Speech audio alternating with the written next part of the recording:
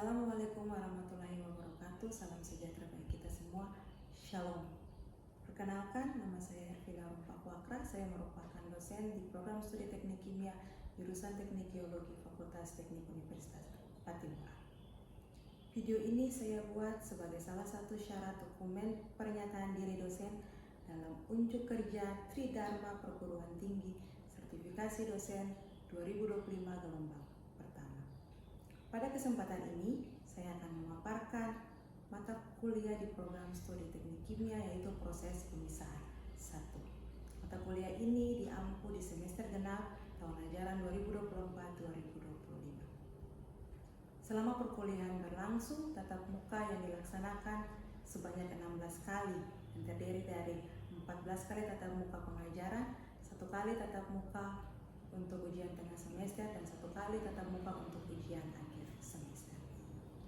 Secara garis besar, mata kuliah ini memberikan pemahaman kepada mahasiswa untuk berpikir kritis mengenai prinsip dasar proses pemisahan dua fasa cair dan fasa uap, fasa gas dan fasa cair. Mahasiswa juga diajarkan untuk mengenal jenis-jenis pemisahan, mampu merancang kolom tray, dan menghitung tinggi P kolom yang akan digunakan dalam rekayasa proses. Materi pembelajaran meliputi yang pertama prinsip dasar pemisahan difusional, yang kedua distilasi biner, yang ketiga distilasi multikomponen, yang keempat perancangan kolom plat, dan yang kelima adsorpsi gas cair. Selama perkuliahan berlangsung, saya menggunakan sistem pembelajaran delivery, interaktif, dan assessment. Untuk capaian pembelajaran lulusan disusun berdasarkan KKNI level 6 dan disesuaikan dengan kebutuhan program studi. Untuk CPL 1 sikap S8 menginternalisasi nilai norma dan etika akademik. S9 menunjukkan sikap bertanggung jawab atas pekerjaan di bidang keahliannya secara mandiri. Untuk pengetahuan ada 2. P1 menguasai prinsip-prinsip rekayasa proses dan perancangan proses untuk merancang suatu sistem pemrosesan serta peralatan yang dibutuhkan untuk mengubah bahan mentah menjadi produk yang memiliki nilai tambah. P2 menerapkan konsep matematika, sains, dan pengetahuan rekayasa untuk menyelesaikan masalah rekayasa yang kompleks. Untuk keterampilan umum ada 4. Yang pertama, KU1 mampu menerapkan pemikiran logis, kritis, sistematis, dan inovatif dalam konteks pengembangan atau implementasi ilmu pengetahuan dan teknologi yang memperhatikan dan menerapkan nilai humaniora yang sesuai dengan bidang keahliannya. KU2 mampu menunjukkan kinerja mandiri, bermutu, dan terukur. KU5 mampu mengambil keputusan secara tepat dalam konteks penyelesaian masalah di bidang keahliannya berdasarkan hasil analisa, informasi, dan data. KU12 mampu meningkatkan potensi diri dengan selalu mempelajari dan menerapkan ilmu baru dalam bidang keahliannya.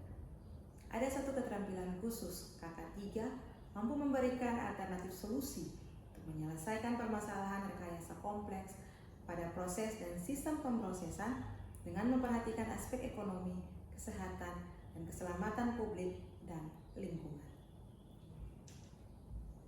Untuk capaian pembelajaran mata kuliah ada 4. Yang pertama, menjelaskan prinsip dasar proses-proses pemisahan difusional, khususnya distilasi dan adsorpsi gas cair. Yang kedua, menganalisis permasalahan pemisahan dan memilih jenis pemisahan yang sesuai. Dan yang ketiga, menghitung jumlah tahap pemisahan yang diperlukan pada proses distilasi dan adsorpsi gas cair. Yang terakhir, keempat, mampu menjelaskan faktor-faktor penting dalam perancangan kolom plat. Untuk referensi yang digunakan pada mata kuliah ini terdiri dari 4 referensi, 1 referensi utama, dan 3 referensi pendukung. Untuk penilaian dinilai dari partisipasi 10%, tugas dan kuis 10%, ujian tengah semester 35%, dan ujian akhir semester 45%. Metode yang digunakan dalam mata kuliah ini meliputi ceramah dan diskusi, small group discussion, dan yang terakhir studi kasus. Berikut ini saya tampilkan proses pembelajaran yang dilakukan di kelas. Selamat menyaksikan. Ya, selamat siang semuanya. Siang, Ibu. Kita akan mulai kita punya kuliah di hari ini. Di minggu kemarin sebenarnya kita sudah bahas materinya itu tentang materi distilasi. Jadi kita sudah bahas untuk distilasi biner, distilasi multikomponen, dan kemarin juga kita sudah mulai merancang tripolog, ya kan? Nah, hari ini kita akan melanjutkan materi mengenai absorpsi gas cair. Kalau yang kemarin untuk distilasi, kita punya dua komponen yang mau kita pisahkan, satu di fase cair dan satu di fase uap. Nah, kalau di destilasi, alat yang kita gunakan itu adalah tray column. Nah, dari proses destilasi itu kita akan punya dua produk, yaitu batas atas, yang produk yang atas dan yang bawah. Atau yang biasanya atas itu fase uapnya, di bawah itu fase cairnya. Atau fase cairnya itu yang sukar untuk menguap. Nah, setelah terjadi kesetimbangan, komposisinya bagaimana? Komposisi yang di fase uapnya itu tidak akan sama dengan komposisi yang di fase cair. Jadi komposisi yang di fase uap yang mau kita ambil itu komposisinya itu lebih tinggi daripada komposisi yang di fase bawah atau yang di fase cair, karena dia kan sudah larut. Nah, hari ini kita akan bahas tentang absorpsi gas cair. Ini juga merupakan materi terakhir untuk proses pemisahan satu. Nah, untuk proses absorpsi gas cair di hari ini kita akan lihat ada 6. Yang pertama prinsip dan dasar dari absorpsi. Terus kita akan melihat jenis-jenis absorpsi di sini. Nanti kita akan lihat di sini jenis-jenis absorpsinya itu ada 2, absorpsi fisik dan absorpsi kimia. Terus kita akan lihat pemilihan pelarut. Jadi untuk proses absorpsi di sini kita akan menggunakan pelarut. Pelarutnya itu yang biasa kita sebut sebagai salt. Terus yang berikut, yang keempat ada absorber. Absorber itu adalah alat-alat yang digunakan untuk terjadi proses absorpsi. Terus yang berikut kita akan lihat mengenai fungsi ikhtiar atau biasanya kita kenal dengan packing. Dan yang terakhir kita akan melihat fenomena yang terjadi dalam kolomisia atau biasanya kita sebut dengan cadangan. Nah, yang pertama untuk prinsip dasar absorpsi.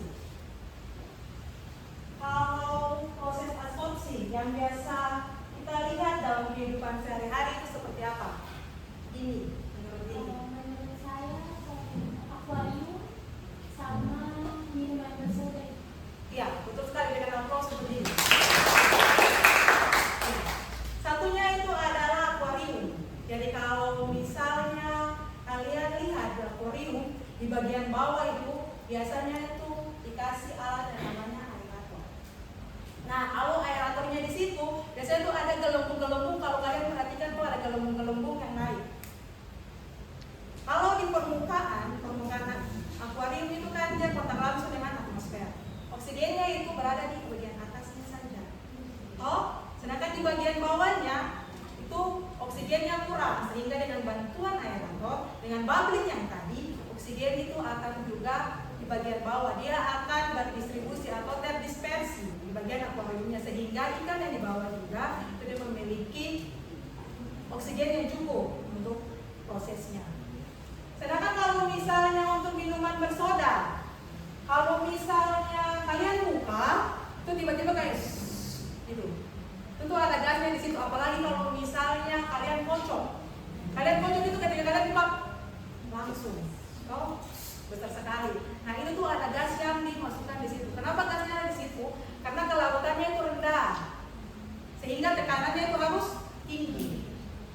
Nah, itu tuh salah 2 contoh yang bisa kalian temukan dalam kehidupan sehari-hari. Kalau di industri, biasanya itu kita kenal itu gas alam. Nah, ini adalah beberapa komposisi dari gas alam. Di gas alam sini, komponen yang utama itu apa? 5. CH4 atau metane. Ya, komposisi tertinggi di gas alam itu adalah CH4. Jadi ada CH4, C2H6, C3H8, C4H10, C5H12, dan juga N2, H2S, dan CO2. Nah, proses absorpsi itu berarti kita ingin misalnya di gas alam kita ingin mengambil atau mengurangi yaitu konsentrasi CO2 sebesar 8 sampai 14%. Nah, untuk meningkatkan nilai guna dari gas alam ini kita akan buat menjadi LNG. Nah, kandungan CO2 yang maksimal di LNG itu adalah 200 ppm. Otomatis kita harus mengabsorb konsentrasi yang ini menjadi konsentrasi yang ini. Nah, kalau CO2 dengan konsentrasi yang tinggi ini masih ada di LNG ini, kira-kira apa yang terjadi? Kira-kira apa yang terjadi kalau konsentrasi CO2 ini masih tinggi di dalam LNG?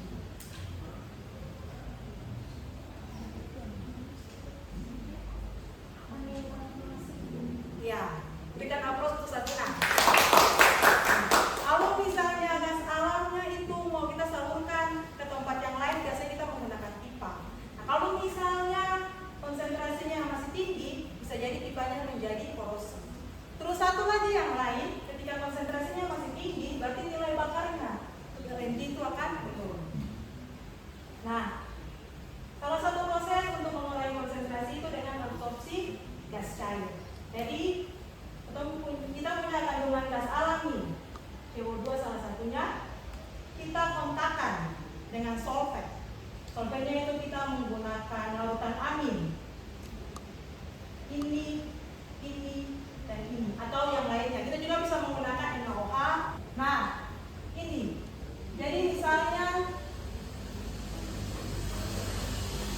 kita punya, ini adalah gas alamnya.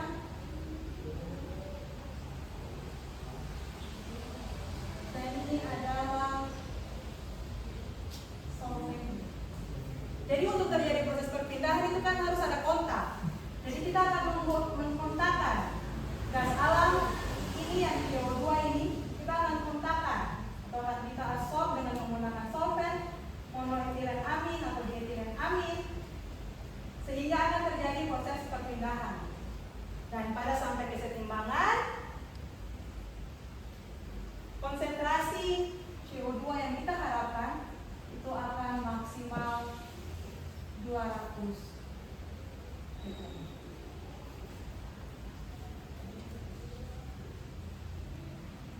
Nah, untuk proses absorpsi sendiri, kita kenal itu ada dua. Kita bisa menggunakan absorpsi fisik dan juga kita bisa menggunakan absorpsi kimia. Jadi kalau absorpsi fisik itu absorpsi di mana gas larut dalam cairan penyerap tidak disertai dengan reaksi kimia. Jadi misalkan di sini kita punya H2S, H2S juga tadi salah satu komponen di dalam gas alam yang harus juga dihilangkan. Jadi kita larutkan di dalam cairan, maka karena tidak ada reaksi kimia, H2S itu hanya akan terlarut di dalam cairannya. Kalau itu air ataupun yang tadi larutan amin. Sedangkan untuk absorpsi kimia, ketika CO2 ini kita kontakkan dengan larutan amina atau di sini pasti ada terbentuk satu senyawa organik dari larutan amina, maka akan terjadi reaksi kimiawi antara senyawa organik dengan gas CO2 yang kita kontakkan. Nah, itu beda antara absorpsi fisik dan absorpsi kimia. Nah, tadi di awal untuk contoh gas pada minuman bersoda, karena kelarutannya kecil, kita akan naikkan tekanannya. Nah, untuk selanjutnya perkuliahan ini kita akan bahas tentang absorpsi fisik. Kita tidak akan bahas di saat ini, tapi kita akan bahas di Nah, untuk pemilihan pelarut. Jadi untuk pemilihan pelarut itu tidak sembarangnya kita pilih karena dia murah, karena dia berlimpah. Memang salah satunya juga harus dipertimbangkan. Tapi ini ada beberapa hal yang harus kita perhatikan. Yang pertama itu pelarutan. Jadi pelarut yang kita gunakan dia harus mampu untuk melarutkan gas alamnya kita itu, atau dia harus mampu melarutkan CO2 ketika kita kontakkan ke dalam solventnya. Terus yang berikutnya harus selektif. Tadi kita punya gas alam itu sangat banyak komposisinya. Yang kita mau absorb itu cuma yang CO2. Sehingga kita harus cari pelarut yang selektif hanya untuk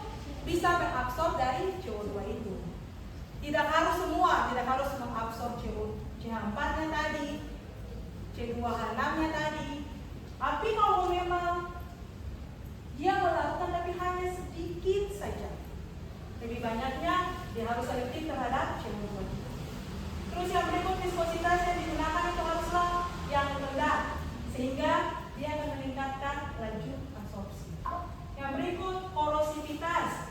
Jadi solvent harus tidak korosif agar tidak merusak kolomnya. Terus yang berikutnya harus stabil. Jadi solventnya itu harus stabil, dia tidak mudah mengalami gangguan-gangguan atau mengalami perubahan-perubahan. Ini terkait dengan biaya energi. Kalau memang solventnya tidak stabil, berarti kita harus sering-sering untuk mengganti solvent. Dan kalau pergantian solvent itu akan memerlukan biaya yang sangat tinggi. Nah, untuk penyerapan CO2 untuk skala komersial atau skala industri itu biasanya solvent yang digunakan itu adalah potasium karbonat, terus ada alkohol amin, larutan amin, dan larutannya itu harus bisa diregenerasi. Yes, nanti kita kenal itu yang namanya absorber dan stripping. Jadi ketika solvent tadi menyerap CO2 itu, dia juga harus bisa diregenerasi, dia harus bisa digunakan kembali. Itu juga bisa melalui proses stripping. Terus reaksinya itu juga bersifat reversibel. Nah, untuk alat yang digunakan itu namanya absorber. Nah, kolom absorpsi tempat terjadi proses absorpsi. Kalau di distilasi kita menggunakan kolom tray, kalau di absorpsi gas cair kita menggunakan kolom atau biasa kita sebut dengan kolom isian. Nah, untuk proses absorpsi di absorber itu pasti ada kontak yang terjadi antara gas dan cair ataupun dari kontak antara cair dan gas. Nah, ini ada berbagai alat absorber. Yang pertama itu ada bubble column.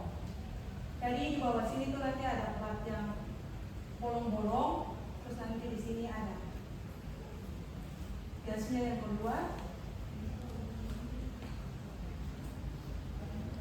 Ya, faktor innya, faktor outnya, terus liquidnya akan masuk dari sini dan liquidnya akan keluar dari sini. Ini yang kemarin untuk didistilasi kita menggunakan clay atau clay column, sedangkan yang di sini kita menggunakan clay column atau kolom isian. Kalau misalnya kalian perhatikan di bagian atas ini, kita kenal ada namanya liquid distributor. Terus di sini ada kolom-kolom isiannya.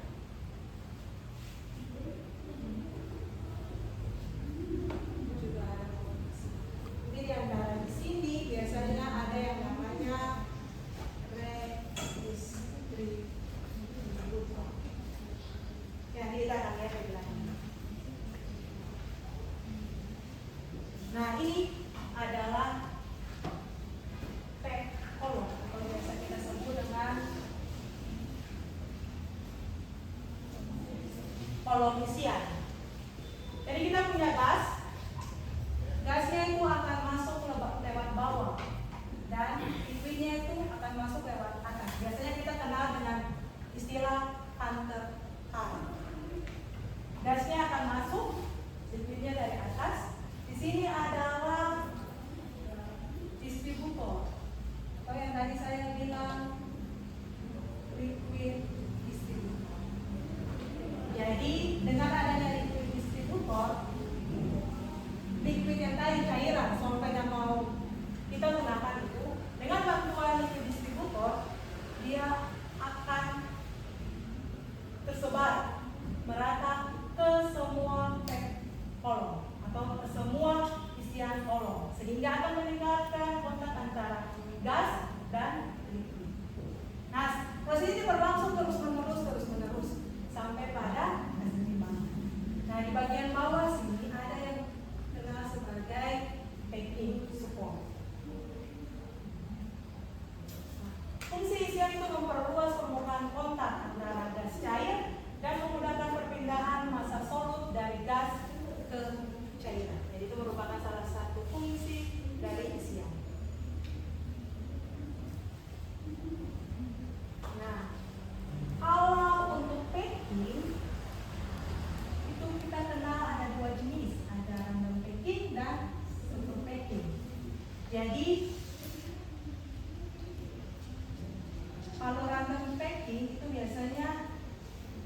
kolom.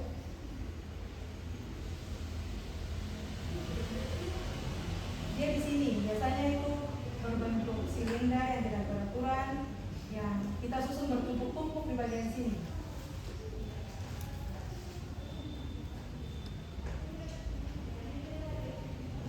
Sangat banyak di bagian sini. Nah, satunya ini adalah struktur packing. Struktur packing ini biasanya kita desain. Jadi kita akan desain strukturnya itu sesuai dengan kolom yang kita akan pakai. Nah, kalau yang di sini lingkaran ini misalnya untuk random packing, gasnya dari mana? Kontaknya kayak bagaimana? Gas yang tadi, ini packingnya di sini, cairannya yang ini, yang hijau ini. Nah, kontaknya itu ada di sini, di antara packing-packingnya ini. Sudah di packingnya ini, gasnya itu dengan cairannya itu akan kontak di bagian sini, di sini, di semua packing. Jadi kalau packingnya begini, gas dan cairannya itu akan kontak di bagian sini.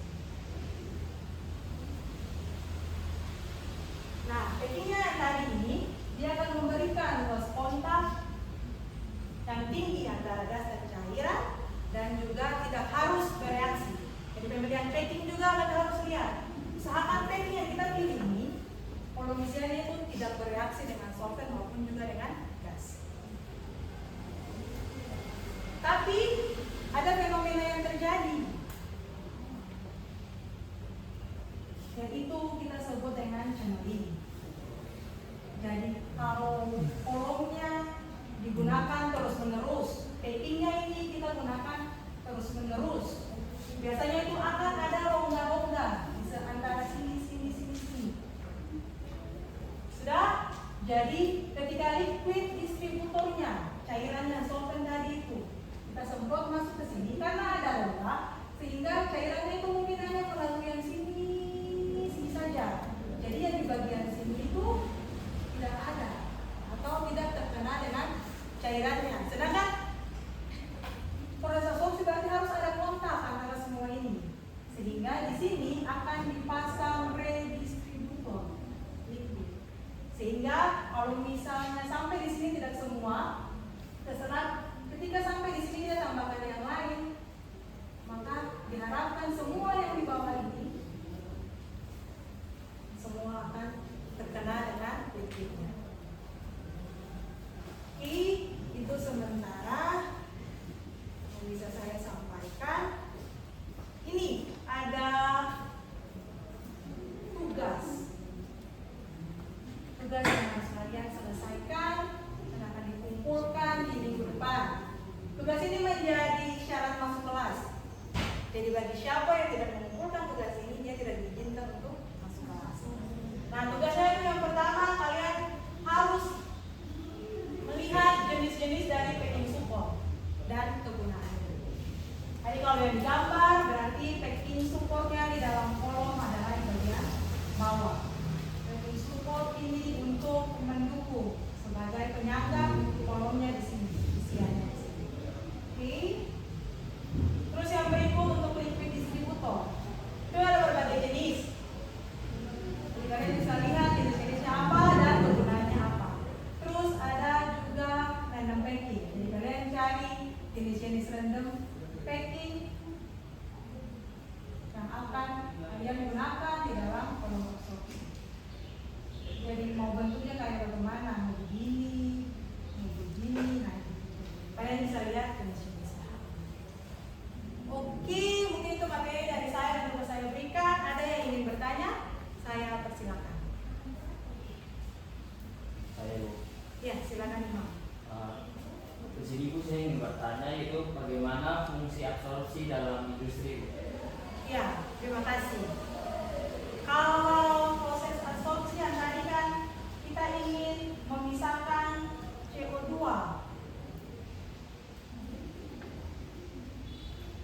Kita ingin memisahkan CO2 yang tadi dengan konsentrasi 8 sampai 14%. Atau salah satunya dengan proses absorpsi. Nah, fungsinya itu apa untuk industri? Kalau misalnya kita punya gas alam yang tadi dengan komposisi kimia yang begitu banyak, nilai jualnya itu pasti di pasaran itu akan kecil. Tapi jika kita sudah membuat gas alam